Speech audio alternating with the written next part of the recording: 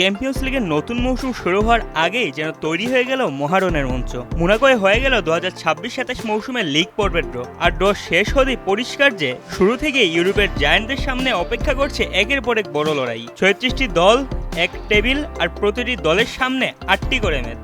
এর মধ্যেই ড্রয়ে উঠে এসেছে এমন কিছু লড়াই যেগুলো নিয়ে এখন থেকেই ফুটবল প্রেমীদের আগ্রহ তুঙ্গে। ডিফেন্ডিং চ্যাম্পিয়ন পিএসজির সামনে কঠিন পরীক্ষা, ঘরের মাঠে তাদের প্রতিপক্ষ বার্সেলোনা, আর এওয়ে ম্যাচে খেলতে হবে ম্যানচেস্টার সিটি ও অ্যাস্টন ভিলার বিপক্ষে। আর্সেনালের সূচিও কম কঠিন নয়, রিয়াল মাদ্রিদের পাশাপাশি বায়ার্ন মিউনিখ ও বর্ষিয়া ডর্টমুন্ডের মতো শক্তিশালী দলকে মোকাবেলা করতে হবে তাদের। রিয়াল মাদ্রিদেরও বড় ম্যাচের অভাব নেই, আর্সেনালের মাঠে খেলবে তারা, পাশাপাশি মুখোমুখি হবে ইন্টার মিলানের। এদিকে ম্যানচেস্টার সিটি পেয়েছে পিএসজি ও বার্সেলোনার মতো দুই প্রতিপক্ষ।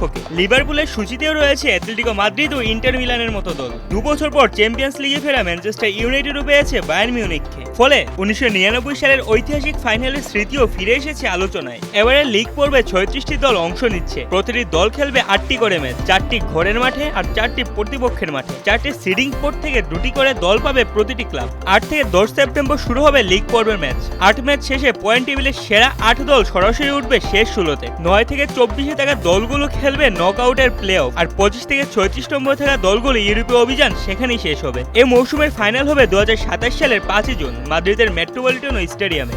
ইশতিয়াক রাতুল, দিগন্ত স্পোর্টস।